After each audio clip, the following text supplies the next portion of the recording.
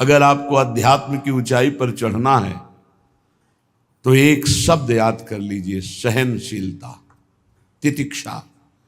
इसको सदैव जीवन में, एक श्लोक गंगा किनारे हमें जीने की सामर्थ्य देता था।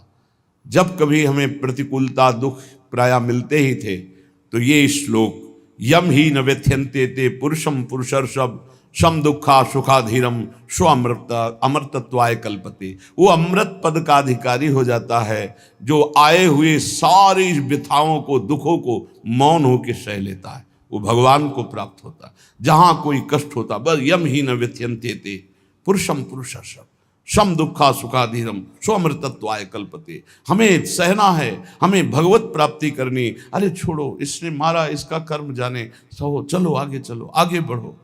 भूख प्यास गर्मी सर्दी मान अपमान दुख सुख, ये सब इस मार्ग के यात्री को मिलते ही है। और जो इसको सह गया वो जगत पावन करने वाला महात्मा बन जाता है। वो मम भक्ति युक्तो भुवनम पुनातु, लोक के लोक को पावन कर सकता है जो भगवान के चरणारविंद में अपने चित्त को अर्पित कर दिया। इसलिए दुखैर्हृदयत, चाहे जितना दुख पड़े प्यारे, किसी से मत कहो, किसी से मत, चुपचाप मौन होके सह जाओ। तुम्हारा स्वामी विधान करके तुम्हें दुख भेजा है तो बहुत बड़ा उसमें कोई सुख है। वो मंगल भवन है, तुम्हारा मंगल होने नहीं दे सकता। दिखाई दे सकता है कि अब अमंगल हो गया हमारा, अमुक अमुक अमुक, कुछ नहीं। धैर्य पूर्वक अपने मार्ग में सीधे चलते रहो। उसका विधान आया है, वो दुखद हो या सुखद, सुखद है तो हर्षित मत हो, दुखद है तो शोकित मत हो, आगे बढ़ो। देखो ये अध्यात्म है, ये कमर कस लो कि इस जन्म में मुझे इस भव समुद्र से पार होना ही है।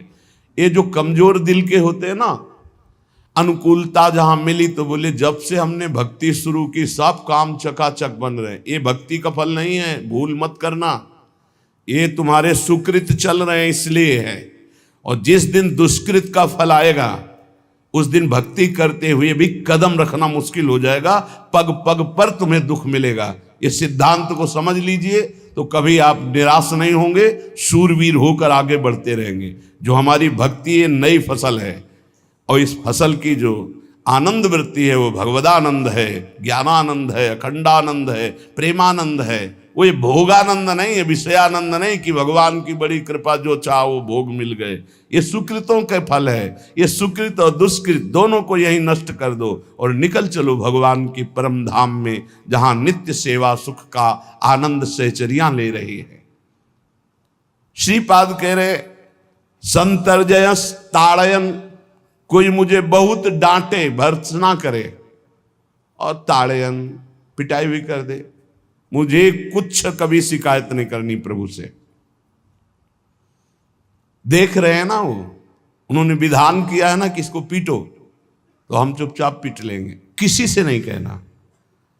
रहीमन मन की मन व्यथा रखिए मन में गोए, सुनिठ ले हैं लोग सब बांटने। इसीलिए असंगो हम, असंग किससे कहें अपने दुख सुख की बात। अपना दिल तो दिलवर को दे दिया, जो बीते सो दिल तो उनके पास है, वो तो जाने दुख सुख की बात, हम क्या जाने। हम तो बस आपके हैं।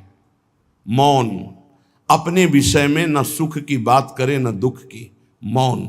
बात करे तो प्रभु की करे, नहीं तो मौन। मान लीजिए अगर ये मौन आप धारण कर लेंगे तो निकल जाएंगे माया से, नहीं तो किसी की निंदा कर देंगे, किसी का ऐसा कटु वचन बोल देंगे, परुख वचन बोल देंगे, भजन छीण हो जाएगा, भजन करने की वृत्ति नष्ट हो जाएगी। सैकड़ों लोगों के प्रश्न है कि पहले भजन अच्छा होता था अब नहीं होता। उसमें दो बातें होती है, एक तो भजन की ऐसी भूख बढ़ गई है कि अब उतने भजन से नहीं और भजन होना चाहिए। ये उत्तम महापुरुषों की कृपा पात्र भक्तों की वृत्ति होती है। और एक होता है कि आपसे वैष्णव अपराध बन गया, कुसंग हो गया, इस कारण से ऐसा। अगर आपके हृदय में कोई दोष वृत्ति नहीं हो, फिर भजन में ऐसा लगता है कि मेरे से बहुत कम भजन होता है, वैसा भजन नहीं होता जैसा होना। ऐसा बड़े बड़े महापुरुषों को भी अनुभव होता है। ये कोई निंदनीय बात नहीं है, वंदनीय बात है। पर वास्तविक यदि भजन नहीं हो रहा है, वास्तविक यदि आपका रुक गया है आनंद, तो आप ढूंढ लीजिए, आपका भोजन गलत है, आपका संग गलत है, आपने कोई वैष्णव निंदा की है, बस यही कारण है। यही खोज लेना, यही सुधार कर लेना, किसी से क्षमा याचना की जरूरत नहीं। अंदर देखो और आचार्य गुरु से प्रार्थना करो, सब ठीक हो जाएगा। बड़े कृपालु हैं, जिन्होंने अपराधी मुझ जैसे को घसीटा तो अब अपराध बन जाएगा तो थोड़ी छोड़ देंगे वो।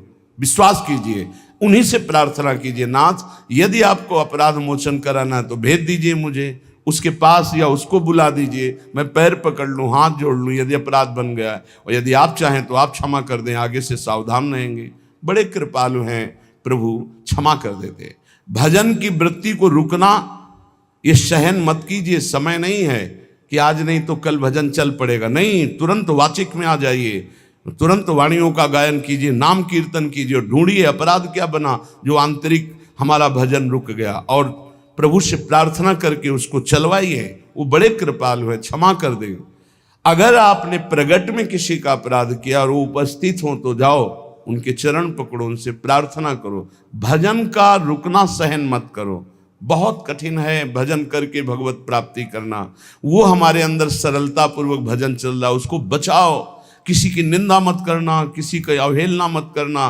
तुम्हारी कोई निंदा करे, तुम्हारी अवहेलना करे, सह जाना, कह रहे हैं इसमें, कह रहे संतर्जय ताड़यन बंधनन। यदि वो कहीं मुझे बांध दें, मैं बंधना भी स्वीकार कर लूंगा। ऐसा भक्तों को कोई बांधता है क्या? हाँ, बांध देते हैं। तितिक्ष ब्राह्मण की कथा में पढ़िए, उसको बांध दिया। एक सखी बहुत भजनानंदी थी, उसके परिवार के लोग रोज उसे पीटते थे और उसे बांध देते थे। सखूबाई नाम उसका सखी का था। एक सखी बहुत नागरीदास जी के संग में रहकर भजन की वृत्ति उच्च कोटि की सीखी थी, भागमती बाई। उनके पति ही उनके ऊपर सैया लगाकर नवीन रानी के साथ बैठते हुए ऐसा पिटाई करते, इतना कष्ट देते, पर वो उच्च कोटि की ऐसी महान वक्ता, परम सिद्ध बरसाने के जो वास करने वाले अपने नागरीदास जी थे, हरिवंश महाप्रभु के शरणागत, उनके सत्संग से ऐसी उच्च कोटि की दशा प्राप्त हुई, उसे कोई फर्क नहीं पड़ा। उसके कष्ट देने के लिए उसके ऊपर सैया लगाते, राजा थे, और नवीन रानी के साथ उसके ऊपर बैठते, उपद्रव करते, मारते पीटते, लेकिन वो सम रहती। संतर्जय ताड़यन बंधनन, शांत। वो देख रहा है, बस तुमको यही सोचना, वो देख रहा है, मेरा स्वामी देख रहा है। वो देखते हुए मौन है ना, वो चाह रहा है ना, तो तेरा किया मीठा लागे। बस बात समझ लो, इतना तो बहुत बड़ी वस्तु प्राप्त होगी, बहुत बड़ी। एक मिट्टी जब कुम्हार को अर्पित हो जाती है तो पीट पीट कर एक छोटा राई भर भी दाना नहीं रहने देता, क्योंकि राई भर भी अगर दाना रहा वहीं से मटकी फूट जाएगी, राई भर भी अहंकार रहा वहीं से भक्ति रस निकल जाएगा। पीट पीट के उसको एकदम बराबर, फिर भी चैन नहीं, जल डाल के रौंदा, फिर भी चैन नहीं, हाथों से मल कर अपने अनुसार बनाया, फिर चाक पे चढ़ाया, जो चाहा आकार दिया, सूर्य के ताप में तपाया, फिर उसको दहकते हुए आवे के बीच में रख के पकाया, फिर उसमें रस रखने लायक क्षमता आ गई उस मिट्टी में। ऐसे ही हम जब संत महापुरुषों को, श्री भगवान को समर्पित होते हैं तो ये सब होगा। रस रखने लायक हृदय तभी होता है जब आवे में तपता है, इसलिए तैयार रहो। तभी नागरीदास जी ने कहा, बड़ो ही कठिन है भजन ढिग डरिबो। एक सूरवीर योद्धा की तरह जैसे उसके अंग घाव से युक्त होते हैं, वो कदम पीछे नहीं आगे ही बढ़ाता है, ऐसे भजनानंदी चाहिए। चाहे मुझे चोर कहा जाए, पतित कहा जाए, गाली दिया जाए, मुझे मारा जाए, बांध लिया जाए, तो भी मैं भगवान पर दोषारोपण नहीं करूंगा। मैं यही निश्चय करूंगा, प्रभु मेरे देख रहे हैं, जोई जोई प्यारो करे सोई मोई भावे, उनका विधान परम मंगलमय है। अंतः क्लेश मतीव दुस्सह तरम प्राप्नोति नाना विधई। मुझे अंदर से भी बहुत पीड़ा दी जाए, काम पीड़ा, क्रोध पीड़ा, लोग बाहर से तो ये दिया जाए और अंदर से भी ये दिया जाए, तो भी हे प्रिया जो आपसे नहीं कहूंगा। प्रेम में कभी शिकवा शिकायत नहीं होती, ना इष्ट से और अपने प्रीतम के विधान से दिए हुए कष्ट को हम दूसरे से कह दें? धिक्कार है हमारी प्रीति को। प्रीतम सहावे और मैं दूसरे से शिकायत करूं? नहीं, हर विधान आपका सहो। ये प्रेम है मस्ती का, ये लज्जू पंजू ऐसे काम नहीं है इनके। ये तो देखते हैं पैर धर के, अगर गर्म लगा तो हटा लेंगे, मत रखना गर्म ही गर्म है। और छाती मजबूत करके कि आग पे चलूंगा, तो पैर रखोगे तो चंदन हो जाएगा आग में भी। पूरे जीवन की बात कह रहा हूं, पूरे जीवन की। सोचो उस समय जब 13 वर्ष की अवस्था है और घर से निकले थे, कोई साथी नहीं है, कोई समझाने वाला नहीं, और आज इतना जीवन हो गया इसी यार के सहारे हुआ है। इसी यार, ना 1 रुपया कभी था, न रहा है और न रहेगा। प्रेमानंद का 1 रुपया नहीं है, प्रेमानंद की 1 वस्तु नहीं, ना रहा ना रहेगा। हाँ, प्रेमानंद की सब वस्तुएं हैं, ना होते हुए भी पूरा विश्व मेरा। क्यों? प्रेमानंद भगवान का है। भगवदानंद को प्रेमानंद कहते। वही संपत्ति जीवन भर एक ही साथी रहा है। और हे नाथ, ऐसी कृपा करना, अब दूसरा साथी बने ना। अब आओ तो मृत्यु रूप में ही आओ, और किसी रूप में मत आना। साथी हो तो आपका साथ हो। सर्वहरण करने वालों में मैं मृत्यु हूं, बस उस रूप का इंतजार है। आओ उस रूप में और समेट लो अपनी लीला। बस कभी किसी से शिकायत, कभी किसी ने कैसे हो, आनंद है। नहीं सुना है किडनी खराब है, तो सुना ही होगा, कोई दुख नहीं, कोई दुख नहीं। वर्तमान दुख वर्तमान के आनंद से बहुत छोटा है। क्या दुख है? स्वामी के द्वारा दिया हो। ये आप हमारी प्रार्थना मान लीजिए। इस मार्ग में चलने पर जो दुख मिले, कभी किसी से कहना नहीं, नहीं तो प्रीति में कलंक लग जाएगा, वो तुम्हें प्रभु से हटा देगा। नहीं, रहीमन मन की मन व्यथा रखिए मन में गोए, सुनिठ लई है लोग सब बाट न लिए। ये भगवत मार्ग शूरवीरों का मार्ग। कभी अपनी अंतर व्यथा को किसी से मत कहो। जीवन में अगर कोई हमें कष्ट दे रहा है तो हमारा कर्म है, ना कि कोई व्यक्ति। ये बिल्कुल सिद्धांत तक चर्चा समझ लो। वही व्यक्ति जो मुझे द्वेष करता, वही व्यक्ति जो मुझे कष्ट और दंड देता, वही व्यक्ति प्रणाम करके छाती से लगाकर आंसुओं की धारा से अभिषिक्त किया, तो वो व्यक्ति था या कर्म? जब कर्म भोग हो गया तो वही हृदय से लगा के अश्रुधारा से क्षमा कीजिए, बहुत ऐसा नहीं, आप तो बड़ी कृपा की। व्यक्ति कभी कष्ट नहीं देता, मेरा कर्म उसके ऊपर सवार होकर मुझे दंड देता। इसलिए मैं किससे कहूं? अपनी जबान से दांत कट जाए तो किससे कहूं? ये जो दांत, इससे जबान हमारी पीड़ा को किससे कहूं? अपने हाथ से चोट लग जाए किसको कहूं? ऐसे सब आत्मस्वरूप हैं। हमारा कर्म ही उनके ऊपर सवार होकर हमें दंड दे रहा है। इसलिए भाई, श्रीपाद का सिद्धांत जो कह रहे कि अगर भगवत प्रेम प्राप्त करना है तो मुंह बंद। 22 बाजार में कोड़े मारे गए, एक बार भी श्री कृष्ण से नहीं कहा। पूज्य भाई जी महाराज के जीवन कष्टमय, कभी श्री कृष्ण से नहीं। बाबा नहीं सह पाए, बाबा ने श्री कृष्ण से कहा, श्री कृष्ण चंद्रजू से, ये क्या है, इतना कष्ट क्यों दे रहे हो उनके शरीर को? तो मुस्कुरा दिए, बोले मैं नहीं दे रहा हूं, ये तुम्हारे कर्म का फल भाई जी भोग रहे हैं। ऐसा? बोले हाँ। सीधे अस्पताल गए, भाई जी से कहा, ये आप हमारा प्रारब्ध क्यों भोग रहे हैं? तो कहा, आज ये कौन सा खेल रच रहे हो बाबा, क्या बात कर रहे हो? जीव का अपना कर्म भोगना होता है, किसी और का निजीकृत कर्म भोग? तो उनका आप हमको बहका नहीं सकते, हमें परम तत्व से पता चला है कि आप हमारे कर्म। तो हंस दिए भाई जी और बोले, देखो हमें कोई फर्क नहीं पड़ता, आपको फर्क पड़ जाता।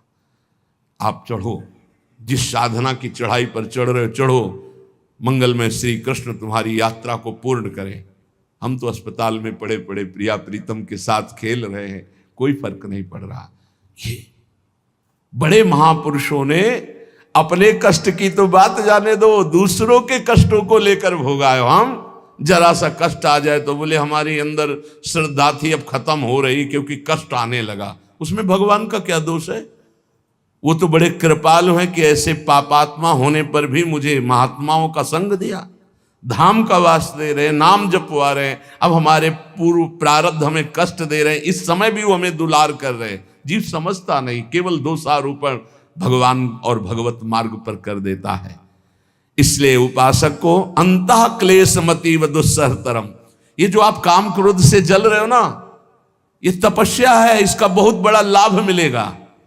और अगर भोग रहे हो ना, गिर रहे हो, पतित हो रहे हो, तो वो सुख नहीं, वो शांति नहीं, वो विश्राम नहीं है। और एक बात ध्यान रखना, इस शब्द को याद रखना, ऐसे रहने पर भी हमारे द्वारा जो भी वो हमारे स्वामी ऐसे लेते हैं, जन अवगुण प्रभु मान न काऊ, दीन बंधु अति मृदुल स्वभाव। कल शाम के पूज्य परमहंस राम मंगलदास जी की वाणी का चिंतन हो रहा था, उसमें कह रहे कि जो 30 मिनट भगवान नाम कीर्तन कर लेता, मेरी बात पर विश्वास रखना हो, उसको भगवत प्राप्ति होगी। 24 घंटे में 30 मिनट नाम कीर्तन कर लेता है और अन्य समय विस्मरण रखता है, तो 30 मिनट का नाम कीर्तन उसे भगवत प्राप्ति करा देगा। तुम्हें जो पाठ प्रिय हो, 30 मिनट पाठ कर लोगे, भगवत प्राप्ति हो जाए, कर लो। और बहुत पहुंचे हुए महापुरुष जिनके चरणों में अपार श्रद्धा है, आप लोग तो रात दिन लगे, आपको भगवत प्राप्ति नहीं होगी। चूक हो जाएगी तो जन अवगुण प्रभु मान न काऊ, दीन बंधु अति मृदुल स्वभाव। अग्नि की ज्वाला के समीप रुई का पहाड़ कितनी देर टिकेगा, कितनी देर टिकेगा, उसके ताप में झुलस जाएगा। ये अग्नि की ज्वाला है भगवान नाम कीर्तन, भगवत यश गुणगान। तो जैसे किसी को लगे कि वो नाम जब भी करता है वो रुचि पूर्वक पाप करता है, असंभव। नाम जापक रुचि पूर्वक पाप कर ही नहीं सकता, उसका हृदय जलेगा। पक्का आप जप करके देख लीजिए, आप जप कीजिए नाम, और फिर आपसे पाप जब बनेगा तो आप फिर हालत अपनी देख लीजिएगा, बार बार हृदय जलेगा, नहीं नहीं नहीं। तो एक दिन वो नहीं सिद्ध हो जाएगा और आप निर्विकार हो जाएंगे।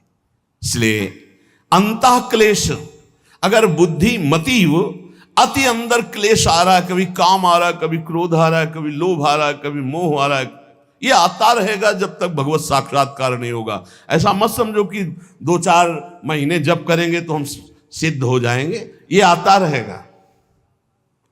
ये बहुत भागवतिक शक्ति से संपन्न है विकार, कोई साधारण नहीं है कि तुम माला जपोगे वो नहीं आएगा, माला जपते समय ही आएगा वो।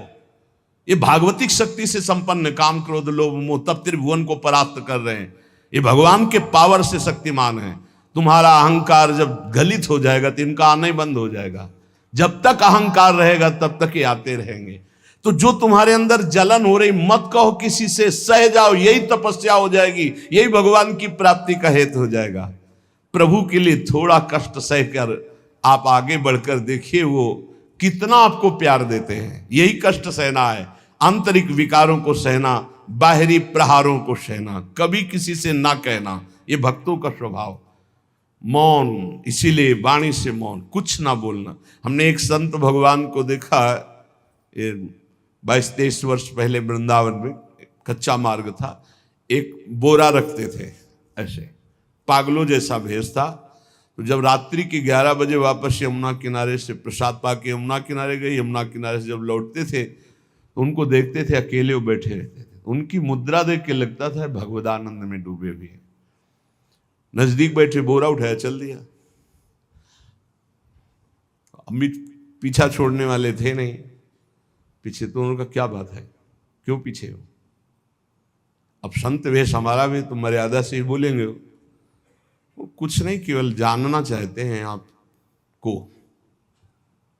तो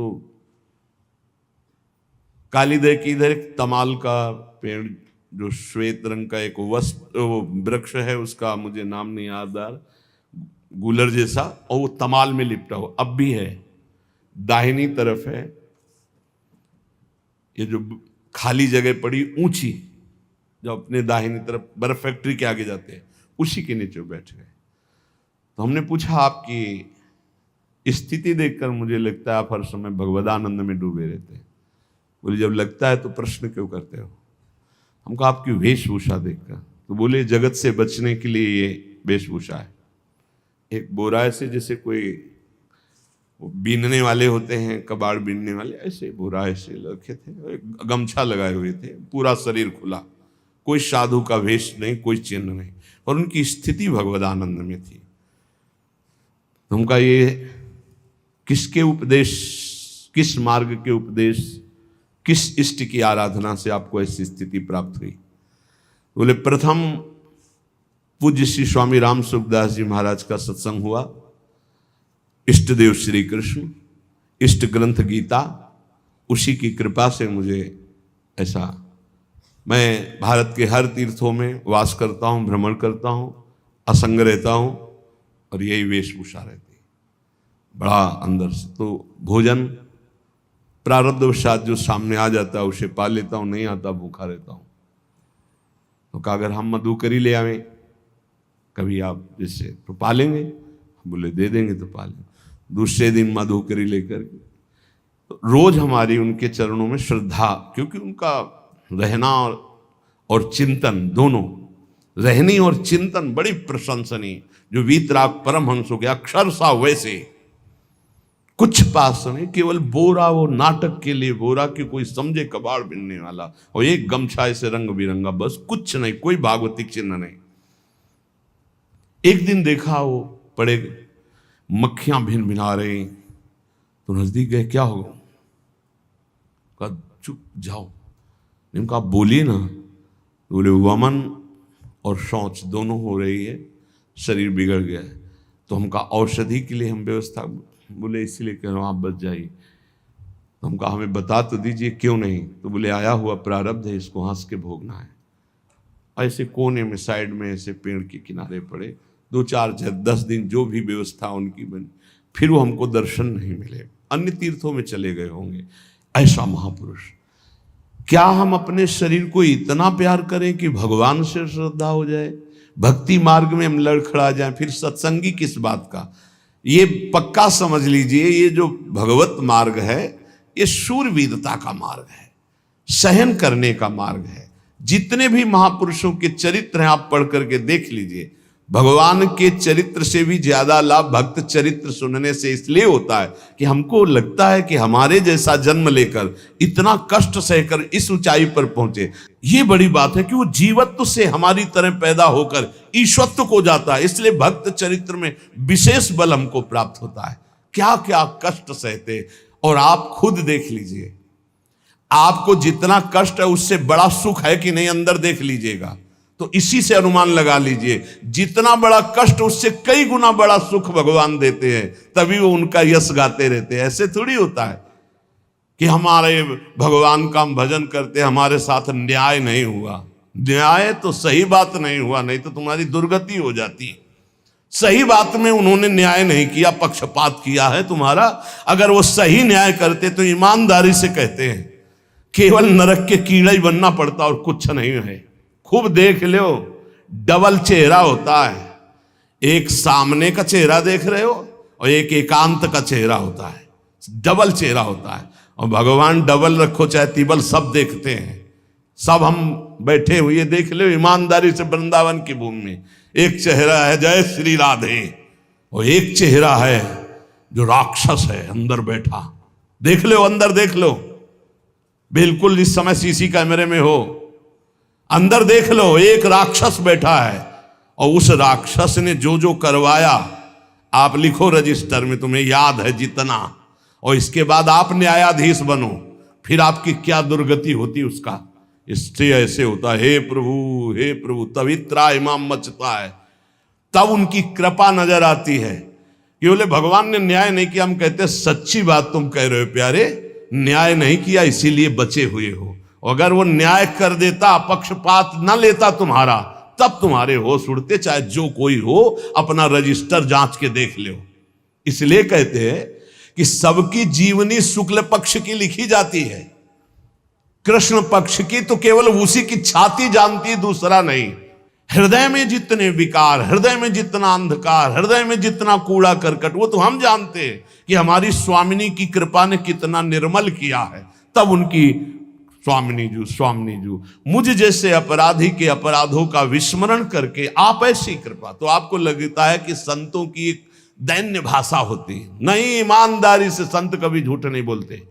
जैसे कह रहे हैं कि मौसम कौन कुटिल खलकामी, तो अंतर ये होता है कि आंख में जैसे थोड़ा पड़े तो बहुत बुरा लगता है, और पीठ में इतना बड़ा तिनका चला जाए तो कुछ समझ में नहीं आता। संतों का हृदय आंख जैसा होता है, थोड़ी सी भी गलती में हाय हाय मच जाता है। धिक्कार है तुम्हारे जीवन को, अपने को तुम क्या समझते हो, क्या है तुम्हारे अंदर विचार।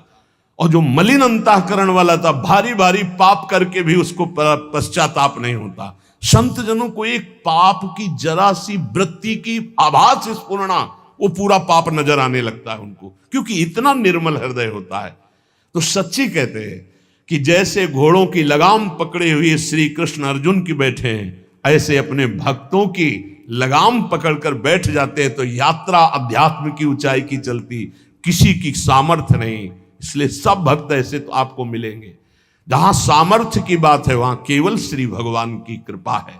इसलिए बाहर की पीड़ा और अंतर की पीड़ा अपने प्रीतम के द्वारा दी हुई मानकर सह जाओ, तो आगे प्रीतम तुम्हारा स्वागत करने के लिए खड़े, पक्का समझ लेना, पक्का। और वो देंगे ये पीड़ा। क्यों देंगे? इसी पीड़ा में पता चलता है कि तुम्हारे मन की सुई किधर जा रही है। प्रताप राय जी महाभागवत थे, बड़ा चरित्र है। उनके यहां एक व्यापार चलता था कुल परंपरा से कि आपको अगर रुपए की जरूरत है तो आप अपना स्वर्ण आभूषण या कुछ रख जाइए गिरवी, और रुपया ले जाइए, और ब्याज से तो रुपया दे जाइए, अपने मूल गिरवी ले जाइए जो रख के गए हो। यही उनकी कुल परंपरा से चल। तो उसी के आधार पर वो कुल परंपरागत कर्म कर रहे थे। निरंतर नाम जब भगवत आराधन में मगन। अब नाम जब भगवत आराधना और ईमानदारी से कार्य, तो बड़ा सब खूब धन संपत्ति, बहुत आनंद, और भक्तजनों के खूब भोजन होते, भंडारे होते। तो जो चिढ़ने वाले जलने वाले लोग हैं वो जलते थे कि करता तो ये कुछ है नहीं, खूब जय जय मच रही है चारों तरफ, इसको नष्ट किया जाए। ये किसने बीज बोया? अरे बोले दुष्ट स्वभाव ने। नहीं नहीं नहीं नहीं, भगवान ने। किनको हुस्काया? डंडे को। क्यों? अब झंडा फहराओ मेरे भक्त के यश का। उनके हृदय में जलन हुई। वहां का काजी और मिल गए 3 लोग, और उन्होंने कहा कि इसको नष्ट किया जाए। बोले बस आप सहयोग दो, नष्ट तो पक्का। बोले कैसे? बोले प्लान तो सब हमारा बन गया है। अब झोली में कंकड़ भरे, और प्रताप राय जी बेटी का ब्याह है, 10,000 मुद्रा चाहिए। बोले गिरवी? बोले है स्वर्ण मुद्राएं। अब वो इतने ईमानदार विश्वास, बोले बॉक्स रखा रहता है उसी में रख दो, दस्तखत करो, 10,000 रुपये लो, ब्याज सहित दे जाना, अपना ले जाना। थोड़ी देर बाद दूसरा आया ऐसे, फिर तीसरा आया, वो तो उनका व्यापारी था। 5 दिन बाद वापस आया और काम बन गया, ब्याज सहित ये रुपये लो, हमारा आभूषण वापस करो। बोले जहां रख गए थे वैसे उठा लो। बाक्स से उठाया ऐसे। अरे देखो कितना नाटक करता है, माला जपता है, भगत बनता है, हमारे स्वर्ण आभूषण हटाकर कंकड़ पत्थर भर दिए। अब लोग तो आश्चर्यचकित हो रहे थे कि ये भगत जी तो ऐसे है नहीं। इतने में दूसरा आया, उसने भी वही नाटक शुरू। तीसरा आया, उस अब तो पक्का हो गया कि पाखंड करता है। लोगों की श्रद्धा को कपूर कहा गया है। कपूर ऐसे बाहर रखो ना तो उड़ जाता है ना, ऐसे ही श्रद्धा है। अगर उसको आप मजबूती, विश्वास की मजबूती में नहीं रखोगे तो श्रद्धा उड़ जाएगी। अब तो सब कहने लगे कि प्रताप राय तो बहुत ही पाखंडी निकला। अब हाहाकार मच गया। इसके बाद काजी, वो तो सब मिले हुए थे, काजी ने बादशाह के सामने बात पेश की। काजी के इशारे से बादशाह ने हुक्म दिया इनको बंदी बना लिया जाए, सारी संपत्ति जब्त कर ली जाए। अब राज सैनिक बंदी बना लिए प्रताप राय जी को, सारी संपत्ति जब्त होने लगी। तो उन्होंने अपनी पत्नी से इशारे से कहा ठाकुर जी लो और भाग जाओ अपने मायके, ठाकुर जी को बचाओ। ऐसी स्थिति में याद क्या है? ठाकुर जी को बचाओ, उनका भोग राग चलता रहेगा, हम तो जेल में कष्ट भोग लेंगे। ऐसा ही हुआ। वो पीछे की खिड़की से अपने ठाकुर जी को लेके सब तहस नहस हो गया। म्लेच्छ सेना साहब नष्ट भ्रष्ट कर दिया, बंदी बनाया, उनको ले गए, जेल में डाल दिया। कुछ लोगों ने कहा कि महाराज अभी ठाकुर जी अष्ट धातु के हैं, बहुत महंगे हैं, उनकी पत्नी इसीलिए लेके भाग गई है।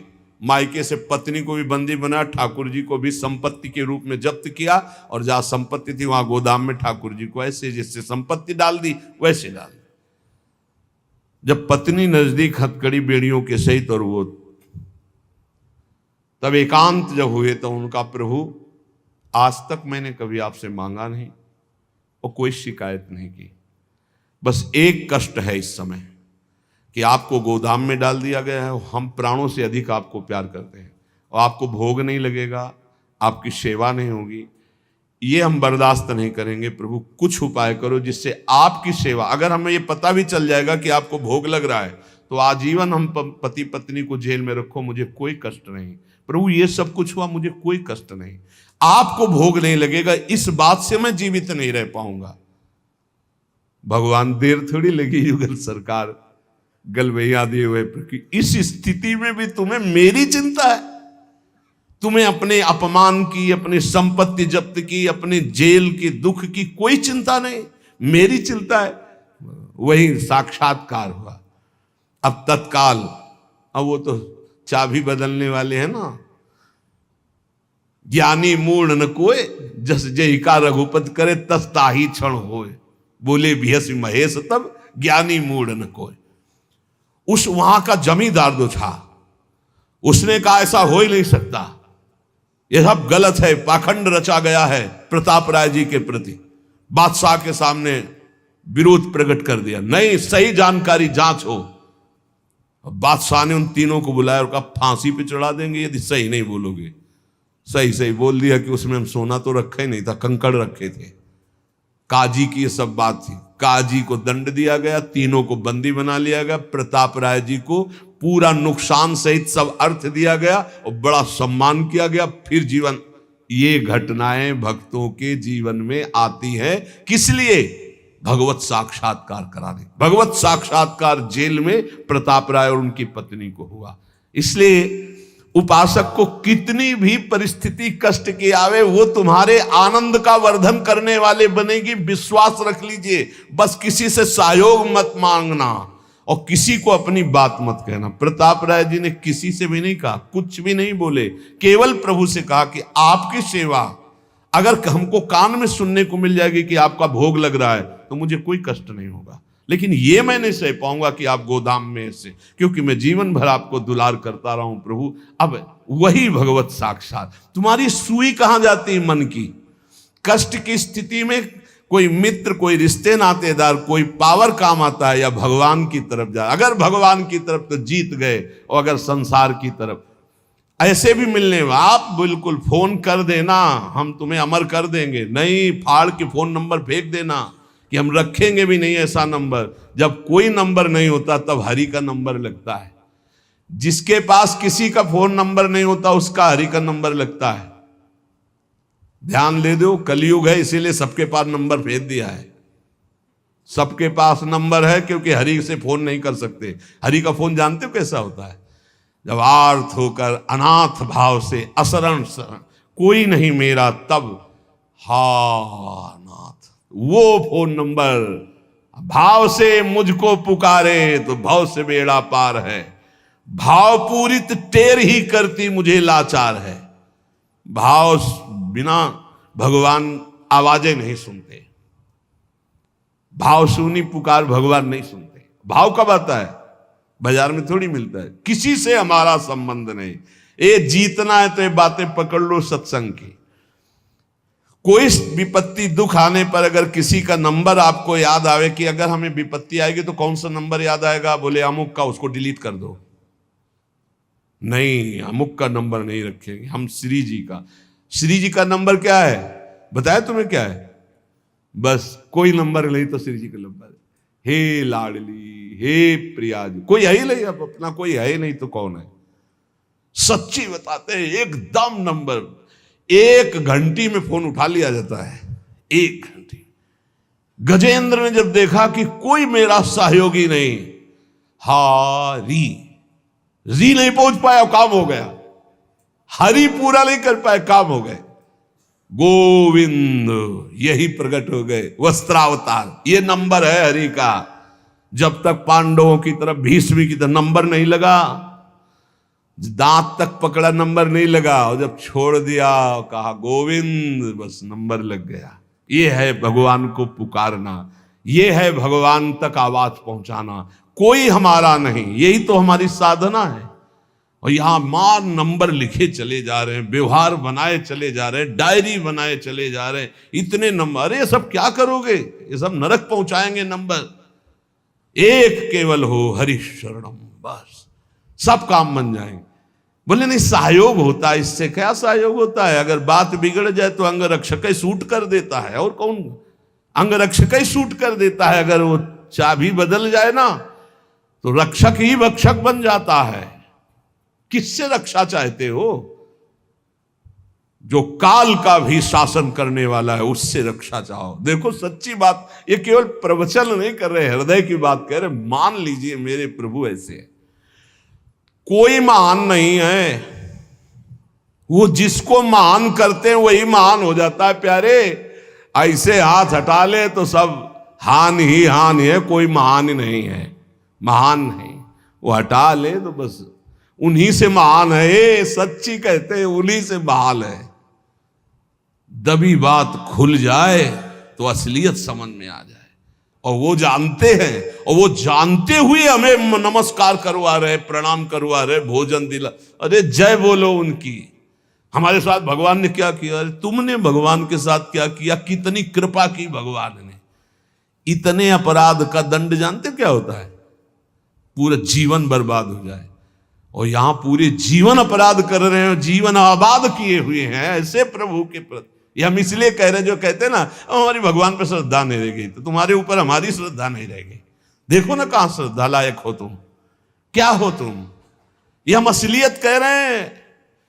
ऊपर से चिकना चुपड़ा, अंदर से सब गंदा होता है। भगवान बचावे, नहीं तो मना खष्टान इंद्रियाणी प्रकृति स्थान कर सती। दुर्गति वाले काम होते हैं, दुर्गति वाले। आप जो भी देख रहे हो केवल कृपा देख रहे हो। अगर वो कृपा हट जाए तो कुछ नहीं देखने लायक किसी में भी। जहां कहीं कुछ भी है वो मति की रति गति भूति भलाई। जब जेहि जतन जहां जेहि पाई। सो जानो सत्संग प्रभाव। लोक कहूं वेद न आन उपाऊ। इसीलिए हम कहते हैं ये मत कहो मुझे भगवान पे श्रद्धा नहीं रह गई। भगवान की इतनी कृपा है, हम कैसे तुम्हें बताएं। कृपा ही कृपा है कि वो न्याय ठीक से नहीं करते। किनके साथ? एक बार जो कह दे राधा, एक बार हरि, एक बार कृष्ण, तो पक्षपात ले लेते हैं। अगर पक्षपात ना लेते, ठीक से न्याय करते, तो करोड़ों कल्प रो नरक मिलता, फिर भी उद्धार नहीं होता। इसे आचरण सबके अंदर है, देख लो। 15 मिनट के अपराध से जीवन भर आपको भारत की जेल में सड़ना पड़ेगा। वो ऐसे कितने अपराध हैं उनका, जिनको तुम इस कानून से अनुमान लगा सकते हो। वैसे कितने अपराध किए, लेकिन स्वामी ने कभी एक चाटा नहीं लगने दिया, और निकाल करके आपको परम पद की तरफ ले जा रहे। कृपा नहीं दिखाई दे रही? तुम सत्संग, नाम जप, भगवत यश गायन, भगवत लीला, भगवत धाम, ये तुम्हारी साधना का फल है क्या? ये कृपा का फल है। तुम अपने को देखो और कृपा को देखो, तो यही बलिहारी जाएगी कि जासु कृपा नहीं कृपा आघाती। जिनकी कृपा कृपा करने से आघाती ही नहीं है। इसलिए अंतः क्लेशमति व दुस्सहतरम प्राप्नोति नाना विधि। नाना विधान से यदि अंतर बाहर कष्ट मिले तो चुपचाप सह जाना। राधा राधा राधा, आगे बढ़ोगे तो भगवत प्राप्ति हो जाएगी।